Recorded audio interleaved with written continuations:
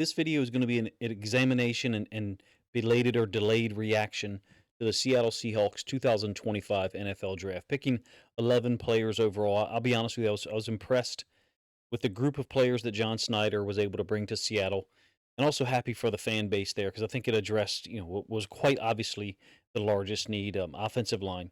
I will have some overall evaluations here in the beginning, but I also want to first of all reflect on the opportunity that Schneider and the front office had coming into the draft. They had pick 18 and then 50 and 52 back to back essentially.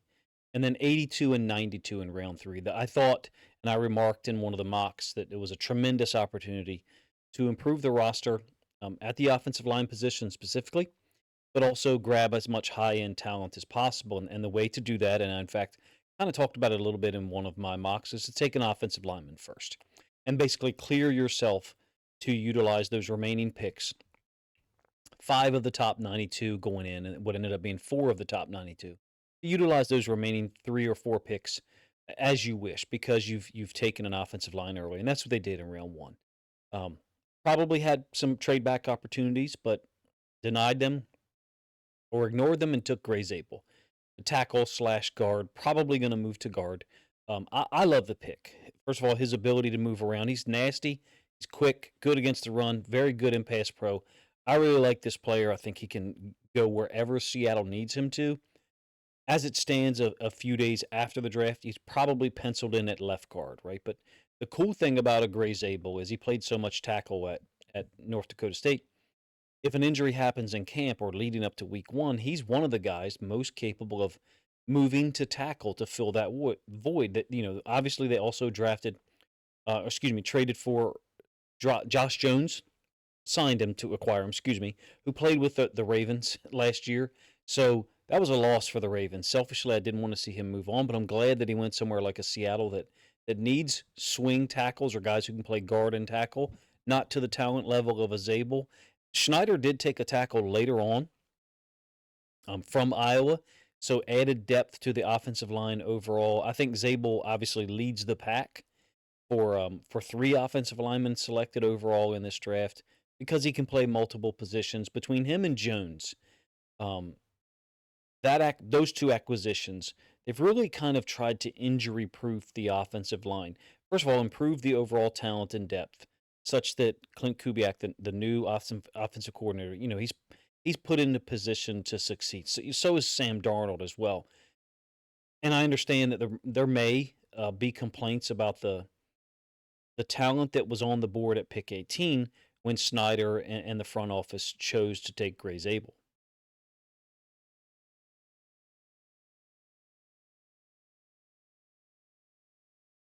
I think there's Jahdae Barron, Maxwell Hairston, who I don't really think would have been a great fit for Mike McDonald's system on the wide receiver front. Emeka Egbuka, Matthew Golden could have taken a stud linebacker, inside linebacker like a Jahad Campbell.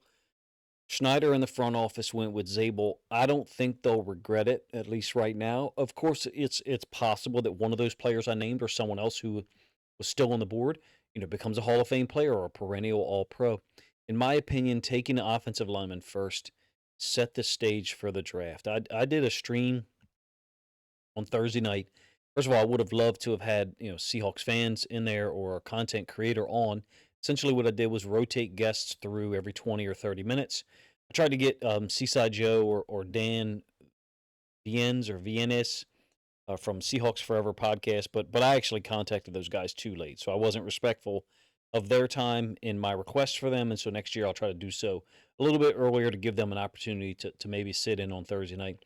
But anyway, as I was streaming and focusing on the Ravens clearly, and to a lesser extent the Lions, and 18 was getting closer, I kept thinking, I hope Seattle doesn't trade back. I hope they don't trade back, because to me, even going in and reflecting on it now, grabbing the best possible player, regardless of position, that's one option. But for me, where that team is, going 10-7 last year with really porous offensive line play, securing the highest level offensive line talent you could, really, I think, acted as a high-quality leadoff hitter for the draft and allowed Schneider to do, whatever he wanted to do at 50, 52, 82, and 92. Well, they ended up using pick 52 to trade up earlier in round 2, and they get Nick Emanwari. Extremely talented, big, fast, strong athlete, tested fantastic at the combine. Seahawks fans should and are excited about it. First of all, he adds a lot to a secondary that includes high quality, high level DBs already, right? Like Julian Love. He's underrated. Someone I would love to do a film study video about. I'm here in the interim before camps really start to open up, or mini camps too. Kobe Bryant, and then also Devin Witherspoon is the the hybrid outside corner slash nickel on certain downs. None of those guys bring what Emanwari does, right? 6'3", 225, 438 or 439, 40. He can be put, really anywhere, to be honest with you. But when you name those guys, Bryant and Love specifically, Emanwari probably isn't going to be asked to play middle of the field free safety, right? Maybe not even a half field safety consistently. But Mike McDonald knows how to use these guys. He'll put him in a position to succeed and be strategic about it. And what I mean by that, and perhaps I won't be able to explain this to the depth that I should, McDonald has used what I would call a three-corner system. He used it a ton in 2003 with the Ravens, some in 2022 as well, and I believe at times last year in Seattle. Essentially, rotating three corners, not on the field at the same time, but rotating three corners in some type of targeted rotation that I still haven't figured out what it's based on. It didn't show up as much in Seattle, but I thought that Josh Joby was on the field at times more often last year. And to me, that's when maybe it was later in the year, maybe it was week 10, 11, somewhere in that range. Feel free to correct me in the comment section. Essentially, it was a strategic use of an additional outside corner that is not the result of injury. And so the reason why I explain that is he can do the same thing with Emanwari. Look, Julian Love's not going to come off the field, right? He's going to play every snap. And in fact, Kobe Bryant last year, he came on late in the year, right? I was impressed with his effort, his timing, not just the big pick six, don't get me wrong, but in the last 10 games of 2024, Kobe Bryant played 100% of the snaps. There's something to be said there, right? If a player has a normal uptick in usage, that's fine. You notice that. But this was every single snap. Mike McDonald and the defensive staff, they trust him. He'll be on the field in 2025. But you got to get Emanwari out there as well, give him chances to make an impact. My suspicion is that along the same lines as the three-corner structure that I'm trying to describe or get you to believe McDonald sometimes uses, is that they'll have two versions of their nickel group, maybe even a dime package where Emanwari is in. He played to the boundary a lot at South Carolina as the boundary side safety, and so perhaps they have a nickel group one where he's the fifth DB, right? He's the nickel to the field side, or maybe he's the boundary side safety, and Bryant or Julian Love drops down. A more typical nickel version would slide Witherspoon to the slot, leave Bryant and Love as the only two, quote, safeties on the field, and then maybe bring in another outside left corner in a Josh Jobe or Nehemiah Pritchett, the second-year talent who's got, a lot of athletic ability as well. I expect Emanwari to be used often, but targeted fashion, meaning certain situations early on, and I would look for his role to possibly expand or be crystallized around week 6 or week 8. I could be wrong there. It's kind of similar to what the Ravens did with Kyle Hamilton his rookie year. Hey, I could be wrong. Emanwari might start at safety alongside Love, and Bryant might be the guy who's on the outside looking in. I will say a couple of things about Emanwari as a player. Number one, I thought his film at South Carolina was interesting. There's some game-changing plays there. I think he had 4 pick sixes, 2 in each year. He had a fifth one that was called back last year for a penalty in the first half.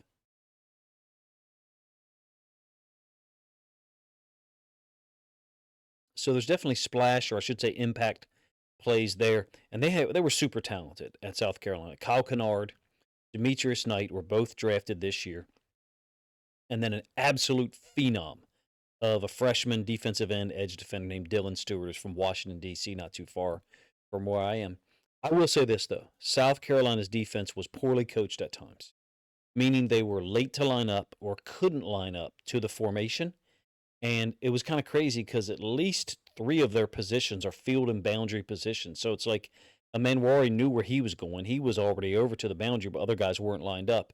I don't know enough about SEC football or South Carolina's coaches to figure out why that was the case. I just noticed it. It was there to see on film if you're a coach and you kind of know what you're looking for. Having said that, not going to happen in Seattle, right? Manwari and everyone on that field is going to know what their job is. They're not going to be confused, and they're certainly not going to play slow. McDonald and his staff are masters on the defensive side, in my opinion, at getting guys in a spot to succeed and letting them play fast. And Manwari's got the athleticism, he's got the ball skills, finishing ability. Some missed tackles, yeah, poor angles, in my opinion. Yep, those are there on film. I cannot tell a lie. He generally played into the boundary.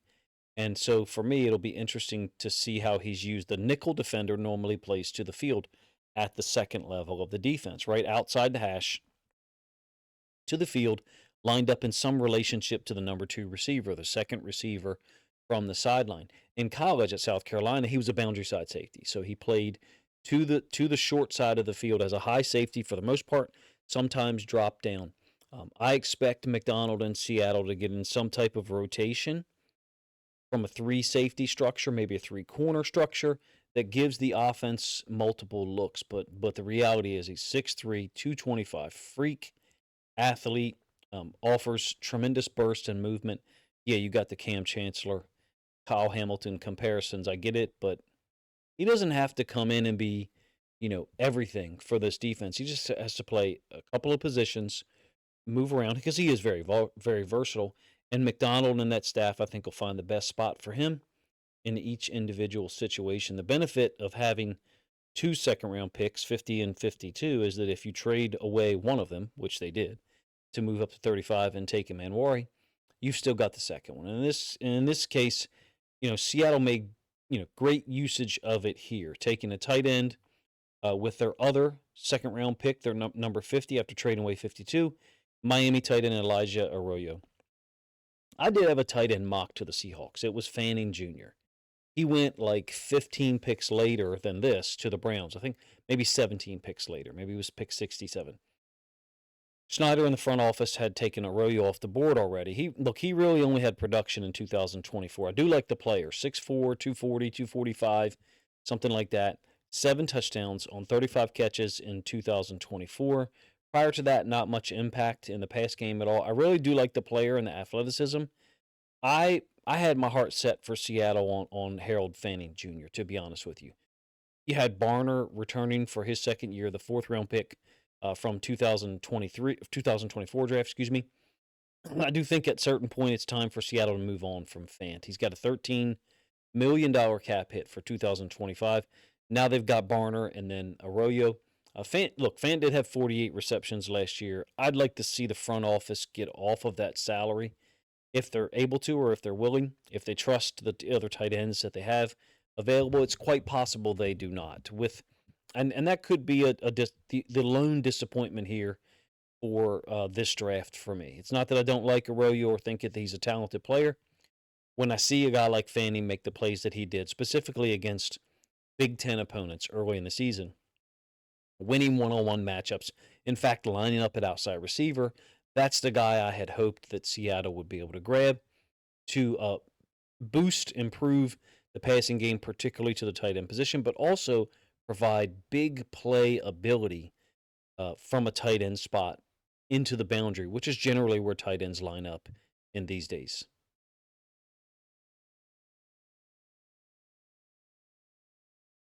So in any case, I'm not saying I am disappointed in that one, but with 11 players available, 11 slots, I guess it was 10 going in and then traded for another one.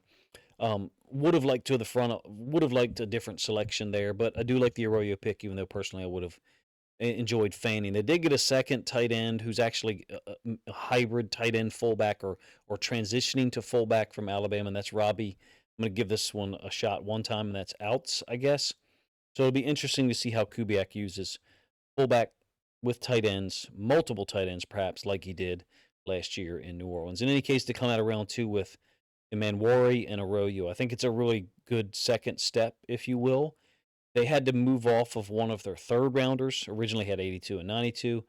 I had hoped that maybe Jalen Milroe would end up in Seattle for a lot of reasons. Number one, he's electric with the ball in his hands on the run, and with the quality of defense that I think Seattle's going to play, if they can iron out some of their issues from last year, which I won't really get into necessarily here. I have other Seahawks related content if you'd like to check it out that might kind of explain some of my thoughts there. But with the quality of defense, I think they're going to play. You can control the football and not turn it over. I think you're putting Mike McDonald's team in a great spot to win more than 10 football games in 2025. So a quarterback who can run and make people miss like Jalen Milroe just kind of makes sense. And look, in the SEC in 2024, he made some extremely high level defenders, first round talent, in fact, miss often. Malachi Starks is one of them. First round pick for the Ravens. Milroe juked him, made him miss 3 different times. This is a unique player with incredible athleticism for the quarterback position. You don't need me to tell you that. I'm sure at this point you've already watched some of the highlights of his play in 2024 and prior to that. I'm glad, however, that McDonald has already apparently come out and said, he's a quarterback and he's not in any way being brought in here to be a Taysom Hill type. Even though Taysom Hill, an unbelievable athlete, is fun to watch, right? For real. And he's been effective for the Saints for years. I'm glad that McDonald got out in front of that. I don't know if it was in response to a question or just something that he offered or forwarded. I'm glad for Milroe that first of all, that he'll be expected to improve and grow as a quarterback, but he'll be given the opportunity to do so and supported, I think, in an appropriate manner. I do think he can have an impact. Now, is that 2025? You really, probably as a Seahawks fan, kind of have competing feelings there. You hope not, right? On one level, because you want the offensive line and Darnold to be healthy. You want an improved offensive line, right? That promotes high quality, efficient play from Darnold. And so you don't need Milroe to go in there. Having said that, if they have a package or two for Milroe to get in and run some option stuff, some of the things that he ran at Alabama, I think that's probably best case scenario to let him develop and make him comfortable with the things he gets in there with, but not be completely predictable when he does get in the game. Hopefully, I said that in a way that makes sense and something that's beneficial and moves Milroe's development forward at the same time. I think that's the goal. You're welcome to have a different opinion than I am. Well, the overarching goal for Kubiak's offense is to have high-level offensive line play that allows him to be in control, meaning, and by the way, forgive me for not having a Kubiak offense film study done yet. That's a month-long delay on that one. If you've watched my Seahawks content before, maybe you've heard me mention it, and I haven't been able to follow through on it. So my apologies for that. Forgive me for that delay. The Milroe pick made sense to me for Seattle before the draft and the pre-draft process for a lot of reasons that I kind of described earlier, but here's another one. Seattle came into this already with Darnold secured for 3 years. I think really it's a 2-year deal with that third year, surplus or whatever you want to call it. And then 5 of the top 92 picks. Now, they only ended up with 4 of the top 92 picks, but still, you can say they had a surplus pick there to grab a Milroe in that stretch. It's a high potential group, in my opinion. I'm talking about the first 4 picks up through Milroe. At least 2 of the guys are going to be expected to have immediate, consistent impact, right? Zabel and Emanwari. Pending the situation for Fant, that could keep Arroyo off the field, to be direct. And I also don't know about his readiness to come out and produce at the NFL level. I don't pretend to say that he can't execute, so I don't doubt it, but he didn't overwhelm me with his film in college, even the 2024 film when he had 7 touchdowns. I would have expected him, to be honest with you, to be taken a little bit later, even though I did recognize the talent. And then the 4th pick in this group, Milroe. I am so glad that Seattle didn't have to take a Jackson Dart or a Tyler Slough. Milroe's got jaw-dropping ability and speed. He can escape situations in the pocket. I would be really interested to see him develop in Seattle. The only problem there that makes it, I guess, challenging is Sam Darnold's got a 2-year deal, I guess 3 officially, but it sounds like there's an out after the 2nd year. So, with Milroe not being a first-year pick, you're talking about that would get him into year 3, maybe 4 if Darnold was to serve the entirety of his 3-year contract in Seattle. So from that standpoint, I understand that some may criticize the Milrow selection because the alignment or overlap between him and Darnold's contracts. One thing I didn't realize about Milrow is that he's from Katy, Texas. If you don't know much about that, it is one of the best football towns in the country. It's truly remarkable. It's essentially like having 5 or 6 or 7 colleges and college stadiums in the same town. I didn't really know that until I looked at some information earlier today.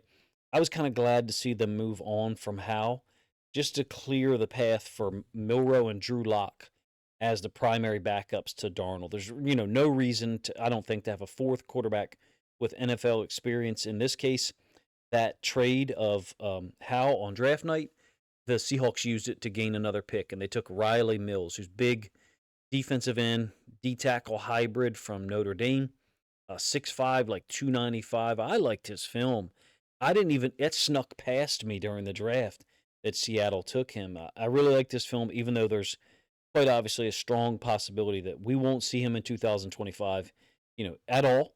If we do, it'll be mid to late season. He had an ACL injury in a college football playoff, but he looked like, I watched a lot of Ben Morrison film, the corner from Notre Dame, and I noticed 99, he was a good player. Turns out, I didn't even know his name at the time. Riley Mills gets drafted by Seattle. Also, John Schneider added Torrey Horton, the 6'3" receiver from Colorado State, 4.41 speed.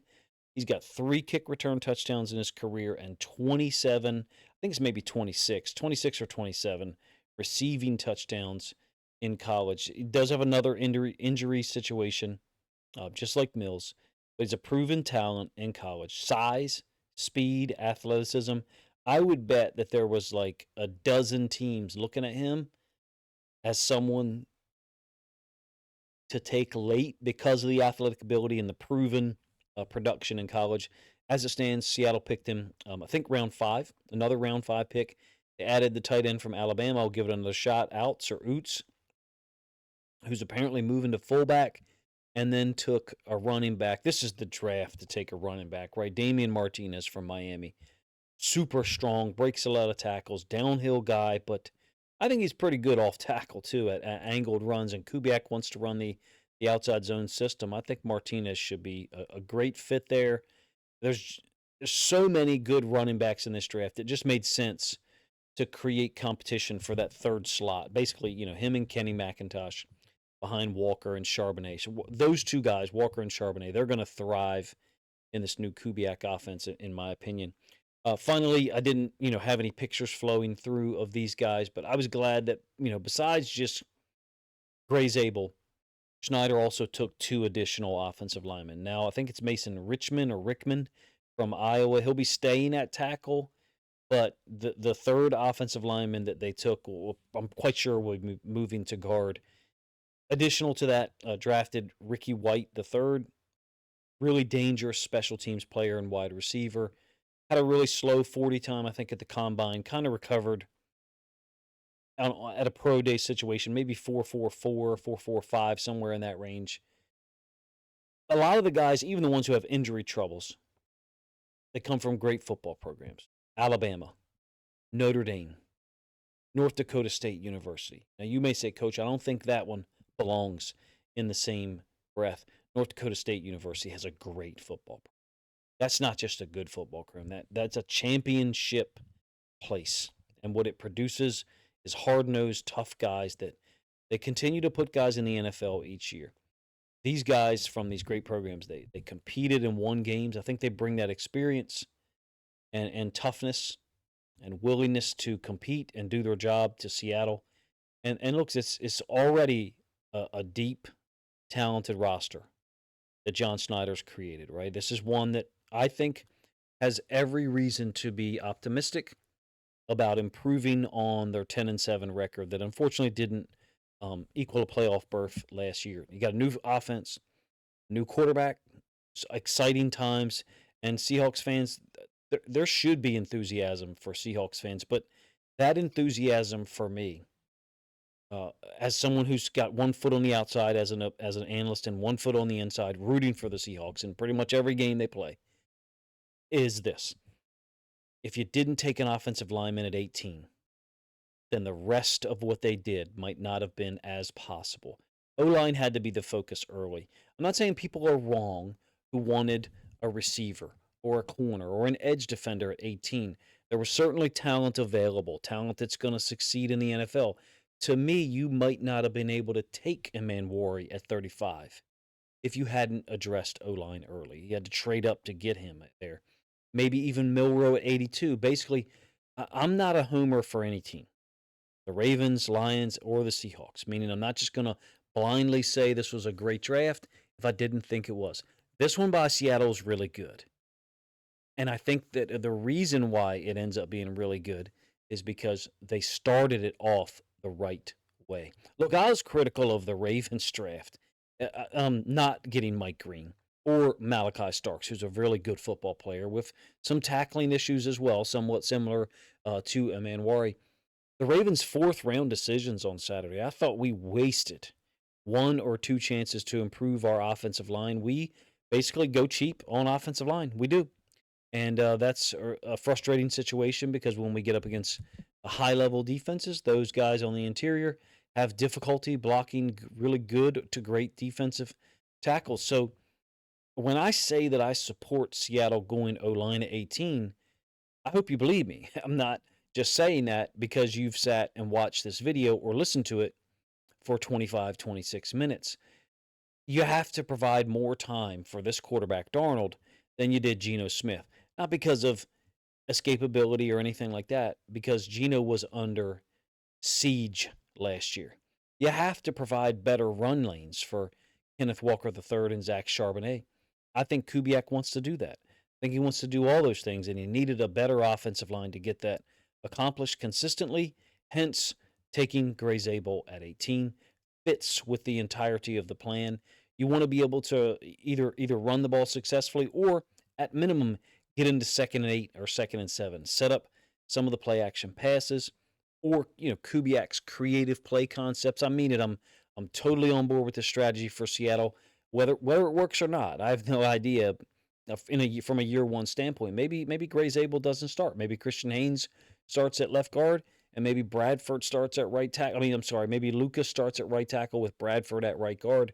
There had to be, in my opinion, a dedication to improving the offensive line in front of the quarterback running back combo. And to me, that choice in round one, all it did was take the door for the rest of the draft and open it wide to essentially taking as many gifted talents as possible. And in this case, you got an immense prospect in Emmanuel, a tight end who will get on the field sooner or later in the case of Arroyo.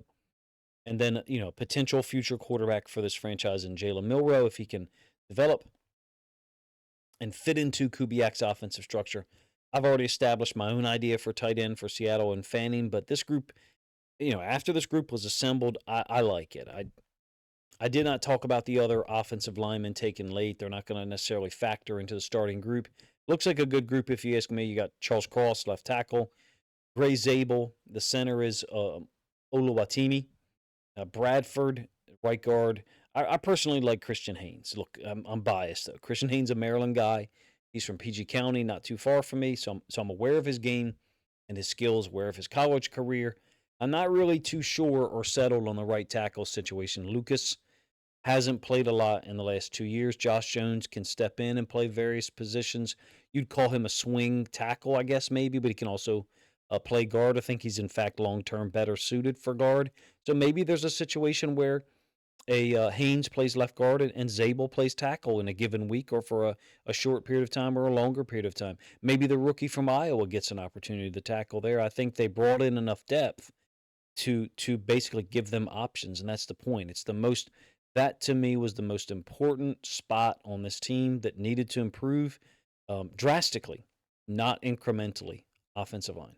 I think Schneider in the front office did the right thing for the entire roster, for the team, for Mike McDonald, for the fan base, in getting offensive line, a high-quality offensive lineman in at pick 18, and then they could move around the board, which they did twice, and try to select players that they needed at certain positions or just the best talent that was available on the board. So a couple questions that I'll leave you before finishing this one up. Number one, this was a late reaction video, obviously, at least 24 hours late. But do you think now that the offensive line group moved forward enough for you in this draft? I guess it probably depends on what your initial perspective was on how bad or how much it needed to improve in the first place. Second question, do you think Amanwari starts at safety on day one? Or do you think there's an adjustment period for him that also includes, strategic usage at nickel or maybe dime linebacker? And then finally, how big or how many packages do you think there will be for Jalen Milroe, who's fascinating quarterback prospect, given his ability to make something out of nothing and to be able to run option stuff that threatens the defense in a way that clearly Sam Darnold cannot. In any case, you guys are welcome to respond to any of those questions in the comment sections, or just give me some feedback on some of my observations and the things that I said about John Schneider's picks in these drafts. In this draft, picked 11 guys, 11 young players with talent. I think it was a deep draft, much deeper draft than many talked about early in the process. And in this case, I think Seattle kind of, first of all, they took advantage of that, but also recognized it. And I see so many teams that loaded up on picks in certain ranges, the second to third round range or area, and also the sixth and seventh round. There were a lot of teams that packaged and got back in, and I think that's reflective of the fact that there was so much talent out there. And in this case, Schneider took advantage of it to improve Seattle's roster drastically. If you guys enjoyed the video, please let me know in the comment section, number one. Number two, if you think other Seahawks fans would enjoy this reaction video, albeit a delayed one, then please consider grabbing a link to this video, sharing it out on social media to help this content get more reach.